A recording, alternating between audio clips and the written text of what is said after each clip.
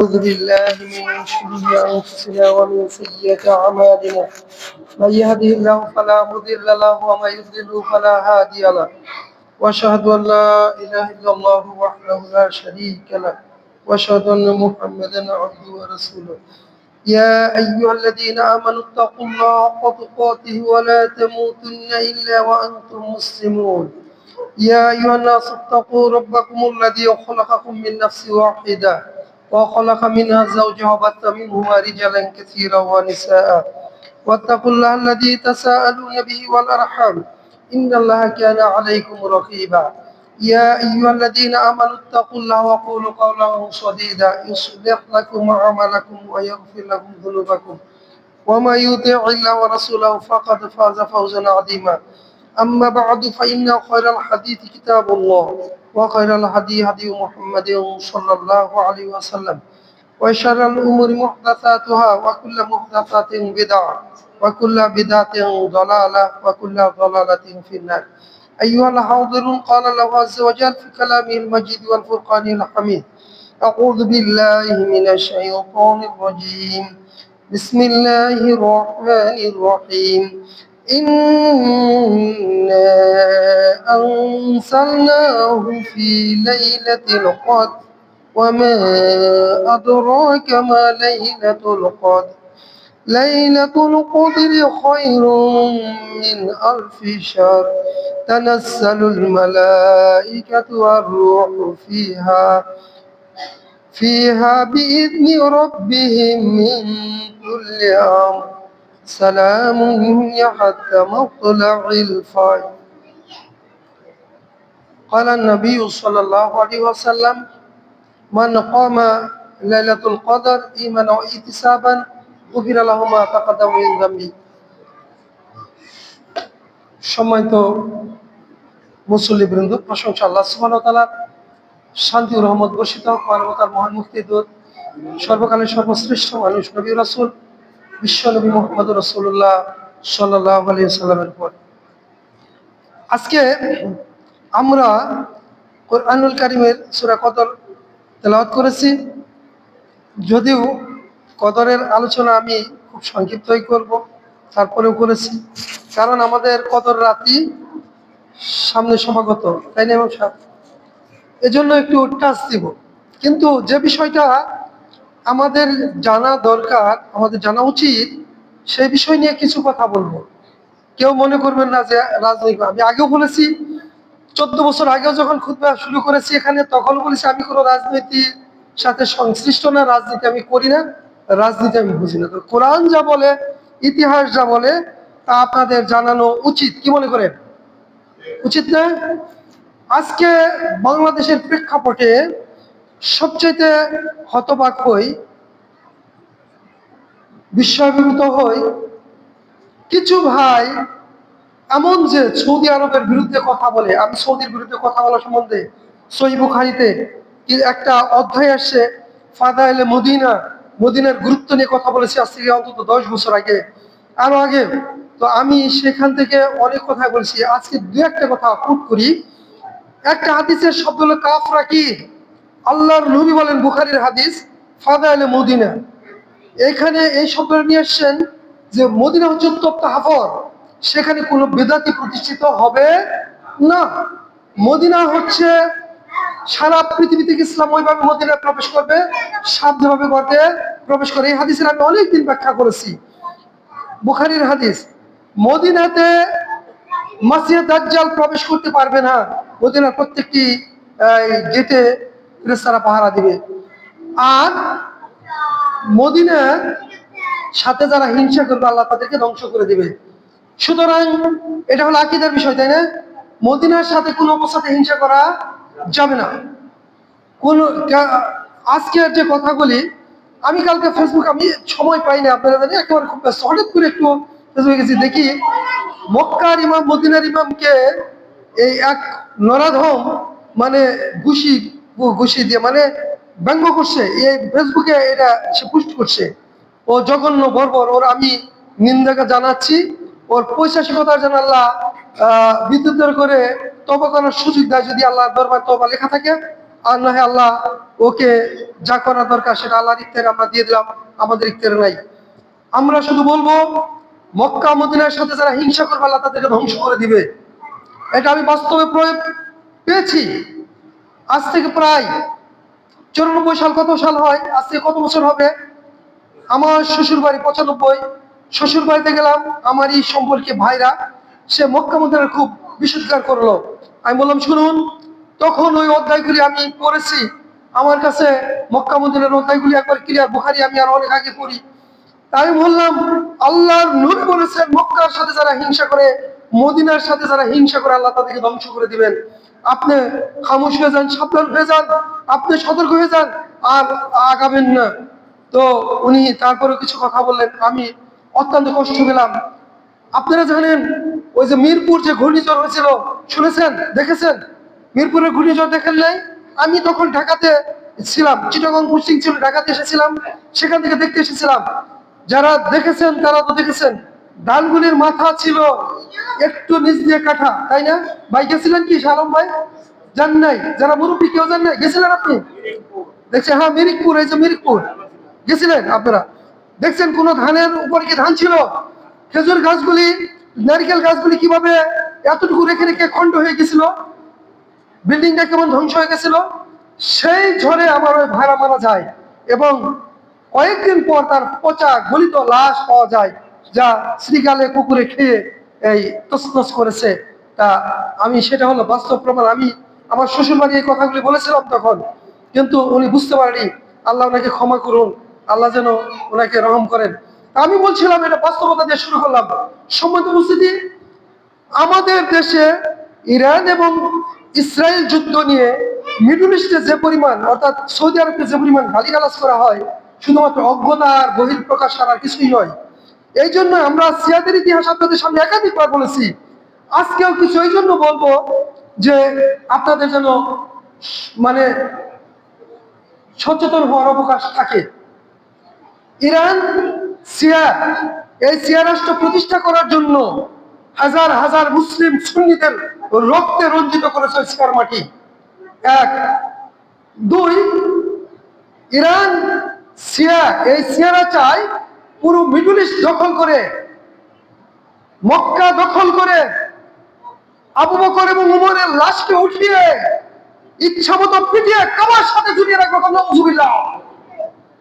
তারা বলে আয়েশা রাদিয়াল্লাহু আনহা সূরা নূর না, সূরা নূরে প্রায় 10টি হাদিস ধরে না, 10টি আয়াত নাযিল হয়েছে তার পবিত্রতা ঘোষণা করে।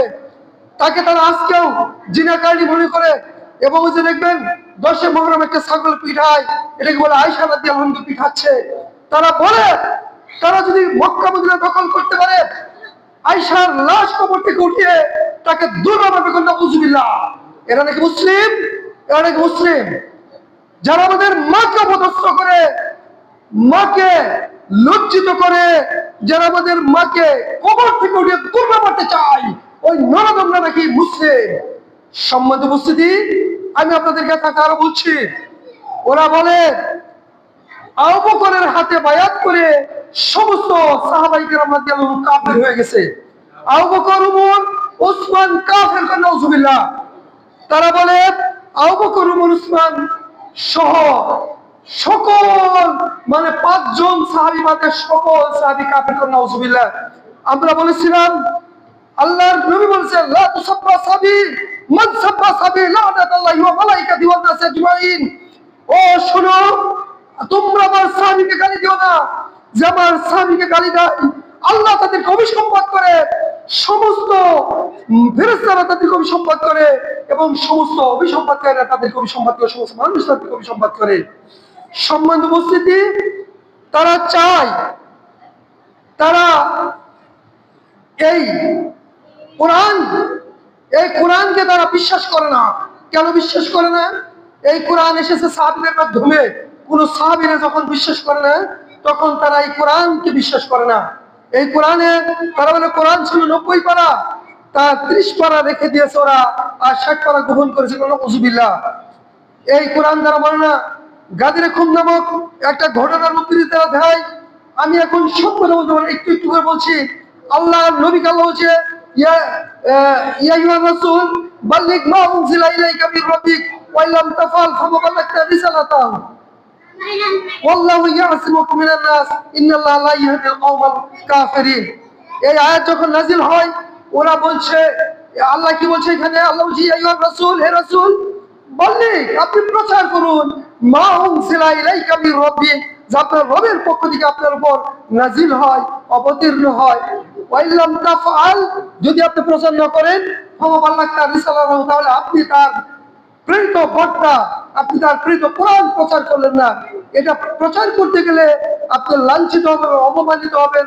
আল্লাহ বলছেন আল্লাহু ইয়াসিমুকা মিনান নাস, আল্লাহ আপনাকে মানুষের দিকে বাঁচাতে পারেন। ইন্নাল্লাহা লা ইয়াহদিল কওমাল কাফিরিন, নিশ্চয় আল্লাহ অবিশ্বাসী কাফেরদেরকে ভালোবাসেন না, পছন্দ করেন না।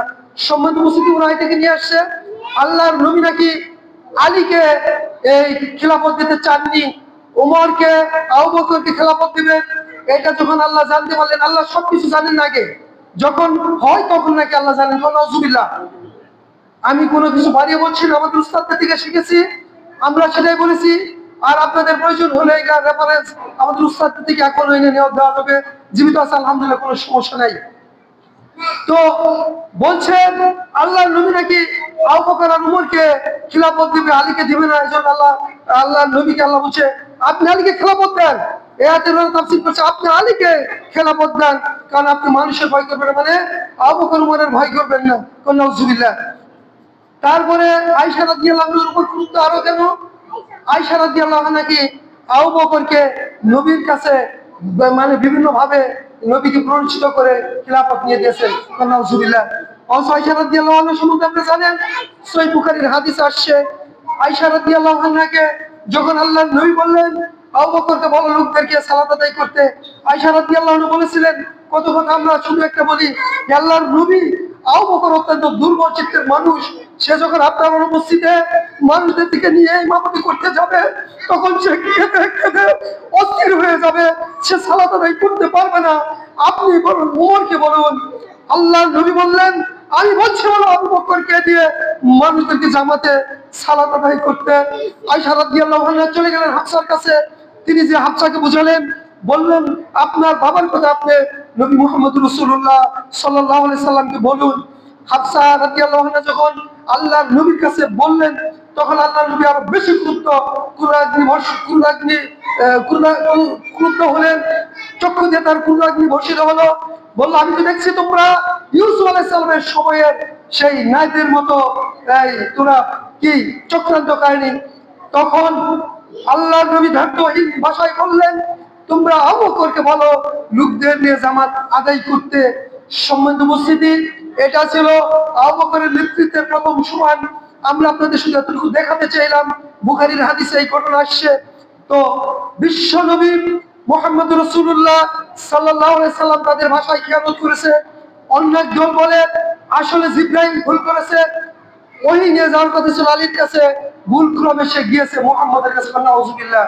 জিবরাইল নাকি ভুল করে, যারা খায় না, পায়খানা করে না, প্রস্রাব করে না, যারা শুধু আল্লাহর হুকুম মেনে চলে, তারা নাকি ভুল করে, তারা নাকি ভুল ক্রমে আলীর কাছে ওহী নিয়ে যাওয়ার থেকে মাহরুম করে আলীকে নবী মুহাম্মদ রাসূলুল্লাহ সাল্লাল্লাহু আলাইহি সাল্লামের কাছে ওহী নিয়ে গেছে। কত জঘন্য, কত মিথ্যা, কত বর্বরতার বহিঃ প্রকাশ। সম্মানিত উপস্থিতি, ইতিহাসের কথা আমি নাই গেলাম, শুধু বর্তমান প্রেক্ষাপট থেকে আমি কয়েকটা পয়েন্ট আপনাদের আলোচনায় নিয়ে আসি। সেটা হচ্ছে সিরিয়া, ইরান প্রক্সি যুদ্ধের মাধ্যমে এই মিডল ইস্ট কব্জা করার জন্য যতগুলি প্রয়াস চালিয়েছে তার একটা হলো সিরিয়া। সিরিয়াতে আপনারা দেখেছেন বাশার আল আসাদের নেতৃত্বে লক্ষ লক্ষ সুন্নি মুসলমানকে কিভাবে নির্মমভাবে হত্যা করেছে, আপনাদের দৃষ্টিগোচর হওয়া উচিত। আপনারা দেখুন এই এই যে বাশার আল আসাদের পতন হলো কতদিন হয়, এই মাত্র কিছুদিন পূর্বে। এর পূর্বে এই সিরিয়ারা এই সিরিয়াকে অগ্নিগর্ভ সৃষ্টি করেছিল, অগ্নিগর্ভে পতিত করত এই সুন্নি মুসলমানদেরকে। শত শত নয়, হাজার হাজার নয়, লক্ষ লক্ষ সুন্নি মুসলমানকে এই সিরিয়ার বাশার আল আসাদের নিকৃষ্ট বর্বররা হত্যা করেছে। ইয়ামানের বৈধ প্রেসিডেন্ট ইয়ামানের বৈধ প্রেসিডেন্টকে, সুন্নি প্রেসিডেন্টকে তারা হটিয়ে দিয়ে হুতিরা সালাফি আলেমদেরকে গায়ের চামড়া ছিঁড়ে তাদেরকে গুলি করে হত্যা করেছে। একজন নয়, দুইজন নয়, শত শত আলেমকে হত্যা করেছে। শত শত যখনই তারা বুঝতে পারে এরা সুন্নি, তাদেরকে প্রথম কাজ হয় গুলি করা। আপনারা ভাবছেন ইহুদিরা আপনার সবচেয়ে বড় শত্রু? না, ইহুদিরা যেরকম শত্রু, শিয়ারা আপনার কাছে তার চেয়ে বড় শত্রু। শিয়া এবং ইহুদির মধ্যে কোনো পার্থক্য নাই, উভয়ই মধ্যে রেপিকারূপী। ইহুদিরা পেলে যেরকম আপনাকে, ইহুদিরা পেলে তাও আপনাকে একেবারে নাও মারতে পারে, কিন্তু মনে রাখবেন শিয়ারা পেলে আপনাকে কোনো অবস্থায় নিস্তার দিবে না। শিয়ারা পেলে আপনাকে জঘন্য ভাবে পৈশাচিক ভাবে হত্যা করবে। এটা হলো শিয়াদের আকীদা। কারণ তারা আস্থা ইশারা ইসনা আশারা তাদের যে 12 ইমাম, মানে আলী রাদিয়াল্লাহু থেকে শুরু করে শেষ ইমাম মোহাম্মদ হাসান, সে নাকি এখনো জীবিত আছে, গুপ্ত আছে। সে যখন বাইরে আসবে মাহদি রূপে, সেই দিন এই সুন্নি মুসলমানদেরকে কেটে কেটে কচু কাটা করবে, শিয়া রাষ্ট্র কায়েম করবে। আপনি কি ইতিহাস জানেন? আপনি কি শুনেছেন এই ইতিহাস? এই সমস্ত ইতিহাস এই যে শিয়ারা আজও বিশ্বাস করে যে কোনো না কোনোদিন ওদের শেষ ইমাম, 12তম ইমাম সে আসবে, এবং ওদের ইমামরা কত নিষ্পাপ। ওরা বলে আমাদের ইমাম সবচেয়ে যে নিচের ইমাম, তার মর্যাদা নবীদের চাইতে উপরে। এখন নাউজুবিল্লাহ। এই জন্য ওরা সবসময় আলাইহিস সালাম বলে। আমাদের সভাপতি বলছে এটা বাদ দিন, কিন্তু মনে রাখবেন এটা যদি আপনারা বুঝতে ভুল করেন, তাহলে আমাদের অনেক পস্তাতে হবে। আজকে আমরা কি মনে করতেছি? আলহামদুলিল্লাহ আমাদের সভাপতি ইতিহাস জানেন, আলহামদুলিল্লাহ, কিন্তু অধিকাংশ মানুষ জানে না। এই জন্য আমরা কয়েকটা ইতিহাসের কথা থেকে বলছি, ইনশাল্লাহ এটা তো আমাদের চিরদিন থাকবে, আলহামদুলিল্লাহ। তো আমরা আরো বলছি, আর কয়েকটা কথা বলি। সেটা হলো এই যে শিয়াদের যে কথাগুলি বললাম, এগুলো হলো নগদ কথা বলছি। এই যে ইয়ামানে যে হত্যা হয়েছে এখনো চলছে। এই যে লেবানন, এটা ছিল সুন্নিদের রাষ্ট্র, লেবাননের হিজবুল্লাহ দখল করেছে পৈশাচিক ভাবে।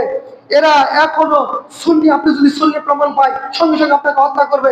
সম্মানিত উপস্থিতি, এর থেকে শিয়াদের উৎপত্তি আমাদের জানা দরকার। শিয়াদের উৎপত্তি হয়েছে আব্দুল্লাহ ইবনে সাবা। আমরা ইতিহাস আপনাদের সঙ্গে আলোচনা করেছিলাম। আব্দুল্লাহ ইবনে সাবা ছিল ইহুদি। দুটো ইতিহাস, একটা হলো তারা উসমান রাদিয়াল্লাহু আনহুর হাতে বায়াত করেছে, অন্যটি হলো উসমান রাদিয়াল্লাহু আনহুর সময় বায়াত করেছে। তারা উসমান রাদিয়াল্লাহু আনহুর হাতে বায়াত করে তারা এই যে কোনো মর্যাদা পায়নি, সমস্ত মুসলমানের মর্যাদা ইসলামে কি এক। এরপরে সে ষড়যন্ত্র করে এবং উসমান রাদিয়াল্লাহু আনহুর বিরুদ্ধে ষড়যন্ত্র করে তাকে নির্মমভাবে শাহাদাত করে। শুধু উসমানকে হত্যা করেনি, আলীকে হত্যা করেছে, হাসানকে হত্যা করেছে, হুসাইনকে হত্যা করেছে, এবং আজকে তাজিয়া মিছিল তারাই হুসেনের নামে করে। এই সবগুলি হলে শিয়াদের কাজ। সম্মানিত উপস্থিতি, এগুলি আমাদের বলা উচিত। যদি আমরা না বলি আপনারা জানবেন কি করে? অধিকাংশ মানুষ এগুলি জানে না আর বুঝে না। এজন্যই সৌদি আরবের মক্কা মদিনার লোকদেরকে গালিগালাজ করে, বুঝতেই পারে না। শিয়ারা যেরকম ভূরাজনৈতিক ভাবে ব্রিটিশ দখল করতে চায়, ইসরায়েলও দখল করতে চায়। যেরকম রাশিয়া এবং ইউক্রেন কোনো পার্থক্য আছে? ইউক্রেনও চায় শক্তি সৃষ্টি করতে, রাশিয়াও চায় শক্তি সৃষ্টি করতে, ঠিক ইসরায়েলও চায় শক্তি সৃষ্টি করতে। সিরিয়া কি ইসরায়েলের, আর সিরিয়াও চায় ইরানের শক্তি সৃষ্টি করতে। মূলত ইহুদি এবং শিয়া একে অপরের ভাই। মনে রাখবেন কথাটা। আর অনেক কথা ছিল, আমার সময় কভার করবে না। আমরা যে আয়াতটা তেলাওয়াত করেছি সেগুলিতে আমরা যাই কিছু কথা বলি। আল্লাহ বললেন ইন্না আনজালনাহু ফি লাইলাতিল কদর। ও নবী, ইন্না আনজালনাহু, নিশ্চয় আমি তাকে নাজিল করেছি, ফি লাইলাতিল কদর, কদর রাতে। কদর মানে মহিমান্বিত রজনী, কদর মানে মহিমান্বিত, সম্মানিত। তাহলে আমরা তাকে কুরআনকে নাজিল করেছি সম্মানিত রজনীতে। কদর আর এক অর্থ হলো তাকদীর। আমি সব করতে পারবো না, দুটো অর্থ, আরো অনেক অর্থ আছে। কদর একটা হলো মহিমান্বিত, আর হলো তাকদীর। ওয়ামা আদরাকা মা লাইলাতুল কদর। নবী, কি আপনাকে জানাবে যে লাইলাতুল কদর কি? সম্মানিত রজনী কি? আমাদের দেশে লাইলাতুল কদর কি বলা হয়? শবে বরাত। কি বলা হয়? শবে বরাত। দেখেন, সব অর্থ হলো ফার্সি, সব অর্থ ফার্সি। মামসা জানা আছে? সব অর্থ ফার্সি, অর্থ রাত, আর বরাত তো বরাত। তাহলে আরবি আর ফার্সি মিলে এরা প্রাদুর্ভাব করছে কেন? ইতিহাস, এই একটা অক্ষরের ইতিহাস বলতে গেলে 2টি খুতবা লাগবে। আমি শুধু বলতে চাই যে এই দেশ এক সময় যত মুঘলরা শাসন করছে 700 থেকে 800 বছর, এদের ভাষা ছিল তখন সাবকন্টিনেন্ট, বুঝে বাংলাদেশ, পাকিস্তান, ভারত, ভুটান, নেপাল, এগুলো সব ছিল সাবকন্টিনেন্ট, মানে ভারত, হিন্দ হিন্দ এই এই পুরোটাই শাসন করতো মোগলরা। 1-2 বছর না, 800 বছর শাসন করার পরেও শুধু ইসলামী মূল্যবোধ সৃষ্টি না, ইসলামী মূল্যবোধ না থাকায় আজকেও বিধর্মীরা বেশি, বিধর্মীরা বেশি না, আর মুসলমানরা কম। কারণ কারণ ইসলামের দাওয়াত দাওয়াত ছিল না, ইসলামের অনুসরণ ছিল না। হিন্দুরা যেরকম দুর্গার ইবাদত করত, আর মুসলমানরা দরগার ইবাদত করত। এই জন্য 800 বছর শাসন করার পরেও আল্লাহ তাদেরকে লাঞ্ছিত অপমানিত করে এই ক্ষমতা বিধর্মীদের হাতে দিয়ে দিচ্ছে, তাইনি? সম্মানিত উপস্থিতি, মনে রাখবেন, আমরা সূরা নূরের 55 নম্বর আয়াতে বলেছিলাম, আল্লাহ বলছে শুধু তোমরা আমার ইবাদত করবে। শর্তগুলো কি ছিল? আজকে আমরা দুটো শর্ত মনে করে দেই। ইয়াবুদুনানি, শুধু তোমরা আমার ইবাদত করবে। আর কি করবে? আমার সাথে কাউকে শরীক করবে না, তাহলে আমি তোমাদেরকে রাজত্ব দিয়ে দিব। আমি তোমাদেরকে রাজত্ব দিয়ে দিব। কে বলছে? আল্লাহ বলছে। আর আমাদের দেশে শিরক নাই, বিদআত নাই, পরতে পরতে, গাড়িতে গাড়িতে, মহল্লায় মহল্লায়, ওই যে দেখেন মূর্তি, মূর্তি মানে কি? কবর। ওই মূর্তি আর কবর, কবরের সেজদা করা, মূর্তিতে পূজা করা, মূর্তি মানে ভিতরে কবরের মূর্তি আছে নাকি পার্থক্য? কোনো পার্থক্য নাই। কবর এবং মূর্তি কোনো পার্থক্য নাই। কবর যারা পূজা করে আর মূর্তিতে যারা পূজা করে, এই দুয়ের মধ্যে কোনো পার্থক্য নাই, তারা খুবই মুশরিক। সম্মানিত উপস্থিতি, আমার ওইদিকে যাওয়ার সময় আগে বুঝি নাই, আল্লাহ বললেন ওয়ামা আদরাকা মা লাইলাতুল কদর। ও নবী, কি সে আপনাকে জানাবে? আপনি কি জানেন লাইলাতুল কদর কি? লাইলাতুল কদরি খায়রুম মিন আলফি শাহর। লাইলাতুল কদর, কদর রাত হচ্ছে, এই মর্যাদাপূর্ণ রাত হচ্ছে 1000 মাস থেকে উত্তম। কত মাস থেকে?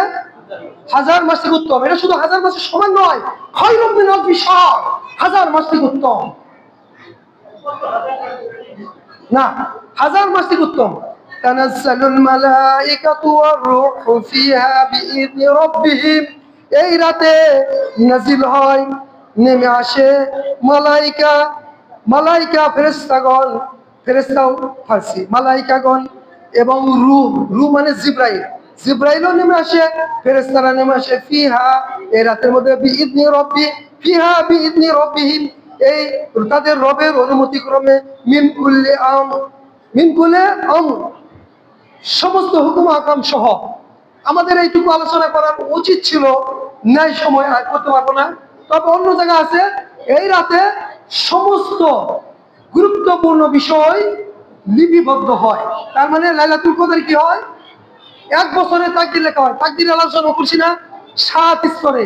হ্যাঁ, এইখানে শুধু বলি লাইলাতুল কদরে সারা বছর যা হবে, কে মরবে, কে বাঁচবে, কে রোগাক্রান্ত হবে, কে খাবে, কে খাবে না, কে রাষ্ট্র ক্ষমতায় যাবে, কে রাষ্ট্র ক্ষমতায় যাবে না, কে লাঞ্ছিত হবে, এটা কোন দিন লেখা হয়? লাইলাতুল কদরে। কোন দিন লেখা হয়? লাইলাতুল কদরে। লাইলাতুল কদরে লেখা হয় 1 বছরে। এটা কোত্থেকে?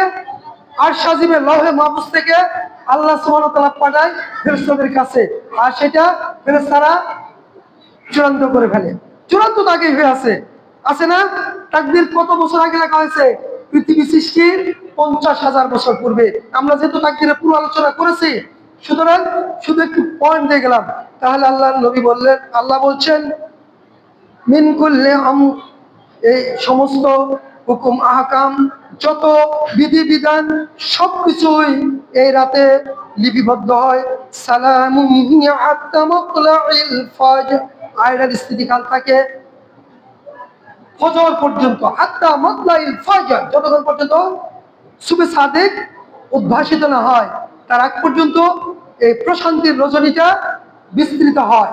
এই প্রশান্তিটা এই জন্য বিস্তৃত হয় কতক্ষণ পর্যন্ত? একবারে ফজরের পূর্ব পর্যন্ত। সম্মানিত উপস্থিতি, আমরা শুধু কদর সম্বন্ধে কয়েকটি কথা বলি। কদরের রাত, আল্লাহ নবী বলেন মান কামা লাইলাতুল কদর ঈমানান ওয়া ইহতিসাবান গুফিরা লাহু মা তাকাদ্দামা মিন যামবি, যে নেকির আশায় ইমানের সাথে কদর রাতে দাঁড়ায়, আল্লাহ তার পূর্বের সব গুনাহ মাফ করে দেয়। সুবহানাল্লাহ। চিন্তা করতে পারেন কি? চিন্তা করতে পারেন একটা রাতে আপনার জীবনের পূর্বে সব গুনাহ মাফ হতে পারে যদি আপনি ইমান সহকারে শিরক ছেড়ে দিয়ে, বিদআত ছেড়ে দিয়ে, মানুষের হক নষ্ট করা ছেড়ে দিয়ে ইস্তেগফার বিশুদ্ধভাবে করে আল্লাহর কাছে নিজেকে সুপর্দ করে দিয়ে বলেন, রব্বানা যালামনা আনফুসানা ওয়া ইল্লাম তাগফির লানা ওয়া তারহামনা লানাকুনান্না মিনাল খাসিরিন। তাহলে ইনশাআল্লাহ আপনি সফল কাম। আকুলু কওলি হাযা আস্তাগফিরুল্লাহ লি ওয়া লাকুম ফাস্তাগফিরুহু ইন্নাহু আল গাফুরুর রহিম। আমাদের এক টিচারের বাচ্চা 4 বছরের বাচ্চা পুরো অসুস্থ, এর টিউমারে পানি পড়ছে। আলহামদুলিল্লাহ ওয়াহদা ওয়া সালাতু ওয়াসসালামু আলা মান লা নাবিয়্যা বাদা। সেক্রেটারি বলেন টিচারের বাচ্চা 1.5 বছরের বাচ্চা খুবই অসুস্থ। আমরা তার জন্য দোয়া করি। আমাদের ভাই আব্দুর রহমান অসুস্থ, ঢাকাতে আছে, তাই না? কি কি জানি দিচ্ছে? কেমোথেরাপি দিচ্ছে। ইতিম, অসহায়, আল্লাহ আপনি তাকে হেফাজত করুন। আমরা আলোচনা করতেছিলাম লাইলাতুল কদর একটি রাতে পূর্বের জীবনের সমস্ত পাপ আল্লাহ ক্ষমা করে দেয়। এ রাতে নামাজ পড়বেন, সালাত আদায় করবেন কিভাবে? 2 রাকাত করে। যে কিছুই পারেন না, সূরা ইখলাস পারেন না, সবাই তো ইখলাস পারেন, তাই না? ইখলাস 10 বার বললে কি বলছিলাম ফজিলতে? আল্লাহ সুবহানাহু ওয়া তাআলা একটা রাজপ্রাসাদ বানাবে। 20 বার বললে 2টা রাজপ্রাসাদ বানাবে। 30 বার বললে 3টা। এবারে যত পড়া বেশি হবে রাজপ্রাসাদ তত বেশি হবে। এটা বানাবে কোথায়? জান্নাতে। আচ্ছা, জান্নাতে রাজপ্রাসাদ বানাবে, আর আপনি যদি জাহান্নামে যান তাহলে আপনার কোনো লাভ আছে? কি বলেন ইমাম সাহেব, লাভ আছে? তাহলে আপনাকে কি করতে হবে? জান্নাতে দিতে হবে। আল্লাহ শিখিয়ে দিচ্ছে, বান্দা বুঝ, আমি তোর জন্য জান্নাতের রাজপ্রাসাদ বানাবো, তুই যদি ভাবে চলো তাহলে তোর আমি জাহান্নামে দিব না, আমি তুই জান্নাতে দিব। কাজ হলো তুই তাওহীদ প্রতিষ্ঠা কর জীবনে। কাজ কি? তাওহীদ প্রতিষ্ঠা কর, শিরক থেকে মুক্ত হ, শিরক মুক্তির ঘোষণা দে, তাওহীদ প্রতিষ্ঠার ঘোষণা দে, তোর জান্নাতের জমিদার আমি আল্লাহ। সুবহানাল্লাহ বিহামদিহি। আল্লাহ নবী বললেন যে 10 বার করে সূরা ইখলাস পাঠ করবে, আল্লাহ জান্নাতে তার জন্য একটা করে রাজপ্রাসাদ বানাবে। সুবহানাল্লাহ বিহামদিহি। তাহলে আপনি যদি কিছুই না জানেন, সূরা ইখলাস পড়েন, 10 বার পড়েন, 20 বার পড়েন, 30 বার পড়েন, যতক্ষণ পর্যন্ত অলসতা না আসে পড়তেই থাকেন। পড়তে পড়তে যখন বেশি ভারী হয়ে যাবে তখন একটা রাকাত সম্পূর্ণ করেন। কি হবে তাহলে? একটা রাকাত অনেক সময় পাবেন। আমি বলছি যে অনেক বড় তেলাওয়াত করতে পারেন না তার জন্য, আর যে তেলাওয়াত করতে পারেন পড়তে থাকেন। বিসমিল্লাহির রহমানির রহিম, আলিফ লাম মিম, যালিকাল কিতাবু লা রাইবা ফীহি হুদাল লিল মুত্তাকিন আল্লাযীনা ইউমিনুনা বিল গায়বি ওয়া ইউকিমুনাস সালাতা ওয়া মিম্মা রাযাকনাহুম ইউনফিকুন ইলাল আখির। পড়তেই থাকেন, সমস্যা নেই তো। কিন্তু যে পড়তে পারে না তার জন্য টিপস দিলাম কি, সূরা ইখলাস পড়েন, ফালাক পড়েন, নাস পড়েন, যাতে ছোট্ট ছোট্ট সূরাগুলি আপনি ভালো করে পড়তে পারেন। বুঝে আসছে? ইনশাআল্লাহ আল্লাহ আপনাকে কামিয়াবি করুন। কে? ওই যে এবারে ও আচ্ছা, আলহামদুলিল্লাহ। আলহামদুলিল্লাহ। তো আমরা বলছিলাম কদরের আমলগুলি শেষ দিয়ে দিচ্ছি। কদরে তাহলে কিভাবে জাগরণ করবেন? রাতে জাগরণ করে সালাত চালাবেন, দোয়া করবেন, লম্বা দোয়া করবেন, হাত তুলে রব্বানা যালামনা আনফুসানা ওয়া ইল্লাম তাগফির লানা ওয়া তারহামনা লানাকুনান্না মিনাল খাসিরিন। রব্বানা, হে আমাদের রব, যালামনা আনফুসানা, আমরা আমাদের নফসের উপর, আত্মার উপর জুলুম করেছি, অন্যায় করেছি, ওয়া ইল্লাম তাগফির লানা, যদি আপনি ক্ষমা না করেন, লানাকুনান্না মিনাল খাসিরিন, তাহলে অবশ্যই আমরা ক্ষতিগ্রস্তদের অন্তর্ভুক্ত হব। ঠিক না? আরবি পড়তে পারেন না, কি করবেন? আল্লাহ আমি কত অন্যায় করছি, আল্লাহ আপনি তো সব জানেন, আপনি আমার ক্ষমা করে দেন আল্লাহ। আপনি ছাড়া আমার ক্ষমার কেউ নাই, আপনি ছাড়া আমার কোনো রব নাই, আপনি ছাড়া আমার কোনো রিজিক দাতা নাই, আপনি ছাড়া আমার কোনো হায়াত দাতা নাই, আপনি ছাড়া আমার কোনো মালিক নাই, আপনি ছাড়া আমার কোনো ইলাহ নাই। সিয়ারা যেরকম বলে আলীকে বলছিল ইলাহুনা আনতা ইলাহুনা, আপনি আমাদের রব। নাউজুবিল্লাহ। সিয়ারা কি বলছিল আলীকে জানেন? আনতা ইলাহুনা, আপনি আমাদের রব। তারা সিজদা করছিল আলীকে। আলী তাদের সবাই পুরো মারছে। এগুলা সিয়াদের কাহিনী আমাদের জানা দরকার। মাঝে মাঝে একটু বলতে চাইছিলাম, সময় নাই। তো আমরা বলবো আল্লাহ আপনি শুধু আমাদের রব, আপনি ছাড়া আমাদের কোনো রব নাই, আপনি ছাড়া আমাদের কোনো খালেক নাই, মালিক নাই, আপনি ছাড়া আমাদের কোনো রাজ্জাক নাই। আমি আপনার গোলাম, আমি আপনার দাস। আল্লাহ আপনি আমার সমস্ত অপরাধ ক্ষমা করে দিন। বলতে পারবেন না? সবাই বলতে পারবেন, তাই না? এই কথাগুলি বলে এই যে মোনাজাত হবে, চোখের বাড়ি ঝরঝর করে পড়বে, আর রাত চলে যাক, সাহারির আগে এসে খানা খান, সমস্যা নেই। ঠিক আছে? কিন্তু দোয়া করেন, আমাদের জন্য দোয়া করেন। আমরা পাপী মানুষ, আল্লাহ যেন আমাদেরকে মাফ করেন, আমাদের জন্য আল্লাহ ক্ষমা করেন। সবার জন্য দোয়া করবেন। আব্দুর রহমানের জন্য দোয়া করবেন, স্যারের ছেলের জন্য দোয়া করবেন। তাহলে কদরের রাতে কয়েকটা আমল করলাম। ইনশাল্লাহ কদর রাত আপনারা আগেও যেরকম করছেন, এগুলো আলোচনা যে থাকা হয়েছে এখানে শেষ দিয়ে দিলাম। আর আমরা কেউ ফিতরা আগে দিবেন না, সাদাকাতুল ফিতর আগে কেউ দিবেন না, 27 রজনীর পরে দিবেন। এই যে আগে যে সিস্টেম ছিল এটা তো আর নাই, সিক্রেটের সাপ আছে নাকি? এটা নাই, আলহামদুলিল্লাহ নাই। এই 27-এর পরে দিবেন। সমৃদ্ধভাবে যাবে বলছি, আমরা সামনের সপ্তাহে ইনশাআল্লাহ বিষয়ে কথা বলবো। আল্লাহ আমাদের তৌফিক দাতা, আমিন। হ্যাঁ, লাইলাতুল কদরটা হলো, আল্লাহ নবী বলছেন তোমরা বেজর রাত্রি অন্বেষণ করো। এটা বলতে চাইছিলাম কিন্তু সবাই কভার করা সভাপতি বলছে বেজর রাত্রি অন্বেষণ করো। বুখারীর রাত্রিতে অনেক হাদিস আসছে, যদিও কিছু কিছু হাদিস আসছে 27 রাত্রি। মনে রাখবেন 27 রাত্রির আম হয়, কিন্তু আল্লাহ না খাস হয়, খাস আল্লাহ নবী করতে চাননি। আল্লাহ নবী আম হিসাবে বেশি হাদিস বর্ণনা করছে। আমি সাত বুখারীর অনেক হাদিস আসছে আম হিসাবে, খাস করেননি। তো খাস হিসাবে যে হাদিসগুলো আসছে সেগুলো সহিহ। তারপরে আপনারা যদি বেজর রাত্রিগুলো একটা অন্বেষণ করেন, লাইলাতুল কদর অবশ্যই অবশ্যই পাবেন, ইনশাআল্লাহ। পাবেন না? 20 রোজা থেকে 20 রোজা শেষ, আজকে কত? 16 রোজা। কাল 17, পরের দিন 18, তারপরে 20, তারপরে 20। এই 20 হয়ে গেল। এখনকার যে রাতটা আসবে এটা হলো 21 রাত, তাই না? বেজর রাত্রি শুরু হয়ে গেল। এখন বেজর রাত্রিগুলি অন্বেষণ করেন, ইনশাআল্লাহ লাইলাতুল কদর পাবেন। লাইলাতুল কদর দোয়া কি? আল্লাহুম্মা ইন্নাকা আফুউন তুহিব্বুল আফওয়া ফা'ফু আন্নি। হ্যাঁ, কোনটা? ইত্তেকাফ করা ফরজ না ওয়াজিব না। ইত্তেকাফ করা ফরজ না ওয়াজিব না। আমাদের উস্তাদ বলেছে ইত্তেকাফ হলো সুন্নতে মুআক্কাদা। যদি কেউ করে নেকি পাবে। আমাদের দেশে একটা প্রচলিত প্রথা আছে যে এক জামাতের কেউ যদি মসজিদে না থাকে সবাই গুনাহ করে, মিথ্যা কথা। এটা হয় কখন? ফরজে পায়া, যেরকম ফরজে পায় কি এই আযান, আযান সরি ওই যে জানাজা, জানাজার নামাজ।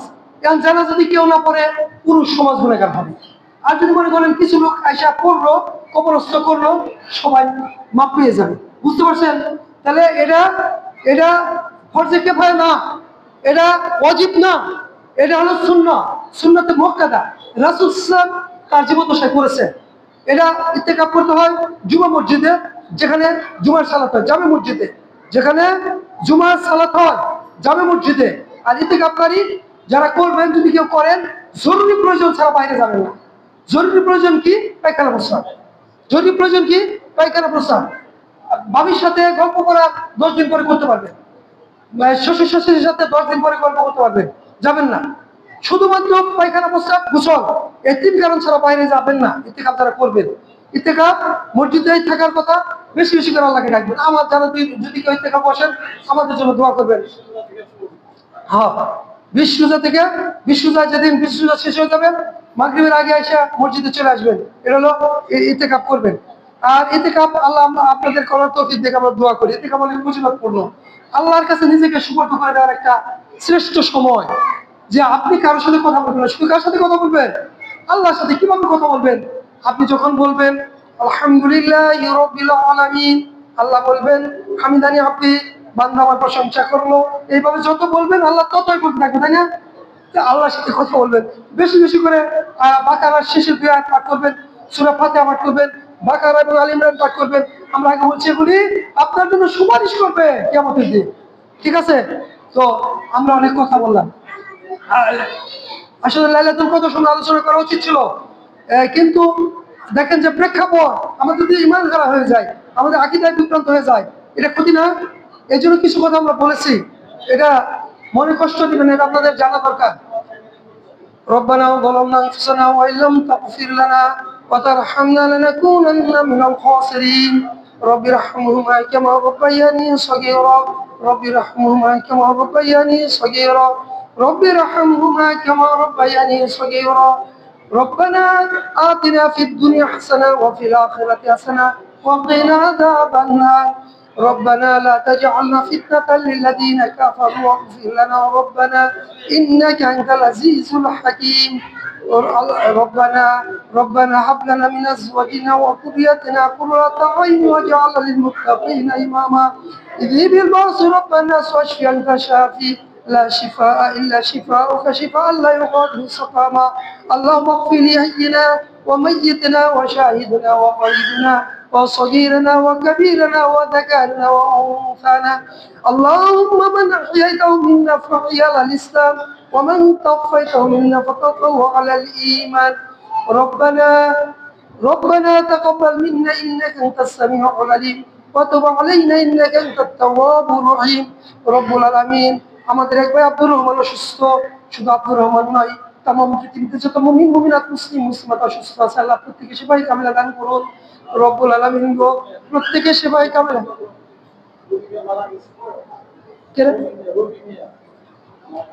আল্লাহ প্রত্যেকে সেবাই কামিলা দান করুন রব্বুল আলামিন যারা এখন ইসলাম গ্রহণ করেন নাই তাদের মধ্যে যারা ইসলামের সুসফল ছায়াতলে আসবে বলে আপনার ইলম আছে তাদেরকে আপনি ইসলামে তোর তাড়াতাড়ি আসার তৌফিক দান করে দিন আর যারা আসবেন আল্লাহ তাদেরকে পরাভূত করে নির্যাতিত করে নিপীড়িত করে তাদেরকে দুনিয়া থেকে বিদায় করে ইসলামের পতাকা পথ করে ওড়ানোর তৌফিক মুসলমানদের দান করে দিন রব্বুল আলামিন तमाम পৃথিবীর মুসলমানদেরকে একত্রিত হয়ে বসবাস করার তৌফিক দান করে দিন রব্বুল আলামিন মুসলমানদের অন্তরগুলিকে তাওহীদের প্রতি আকৃষ্ট করে দিন মুসলমানের অন্তরগুলিকে ঈমানের প্রতি আকৃষ্ট করে দিন মুসলমানের অন্তরগুলিকে ইসলামের প্রতি আকৃষ্ট করে দিন মুসলমানের অন্তরগুলিকে মক্কা মদিনার প্রতি আকৃষ্ট করে দিন রব্বুল আলামিন আমাদের অন্তরগুলিকে আপনার ভালোবাসায় জীবিত করে নিন রব্বুল আলামিন আপনার নবীর ভালোবাসায় জীবিত করে নিন রব্বুল আলামিন যে জিনিস আপনি ভালোবাসতে বলেছেন আমরা যেন সেই জিনিস ভালোবাসতে পারি আপনার নবী যা ভালোবাসতে বলেছে আমরা যেন সেই জিনিসকে ভালোবাসতে পারি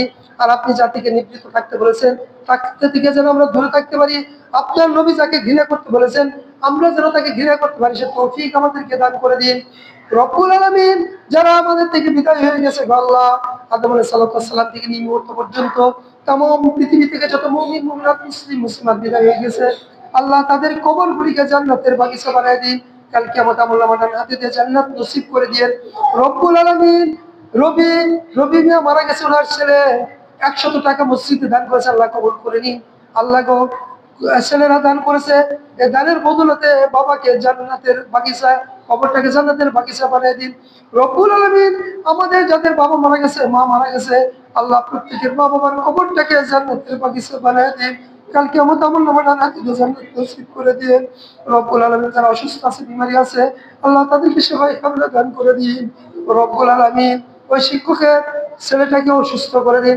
সাথে সাথে तमाम পৃথিবীতে যত অসুস্থ রোগী আছে সবাইকে সেবায় কামিলা দান করে দিন আমাদের ছোট ভাই আব্দুর রহমানকে আল্লাহ হেফাজত করুন তাকে আল্লাহ আপনি সুস্থতা দান করুন আল্লাহ তাকে ঈমান এবং ইসলামের প্রতি অটল অবিচল থাকার তৌফিক দান করুন রব্বুল আলামিন আমরা যতদিন পর্যন্ত দুনিয়ার বুকে বেঁচে থাকি যেন ঈমানের উপর প্রতিষ্ঠিত থাকতে পারি আর যখন দুনিয়া থেকে বিদায় হয়ে যাব আপনার নবীর শহরে যেন শহীদি পথ নসিব হয় আর গারকুল পাখিতে যেন শেষ অবস্থানটা হয় সে তৌফিক দান করে দিন রব্বানা তাকাব্বাল মিন্না ইন্নাকা আনতাস সামিউল আলিম ওয়া তুব আলাইনা ইন্নাকা আনতাত তাওয়াবুর রহিম সুবহানাকাল্লাহি ওয়া বিহামদিকা আশহাদু আল্লা ইলাহা ইল্লা আনতা আস্তাগফিরুকা ওয়া আতুবু ইলাইক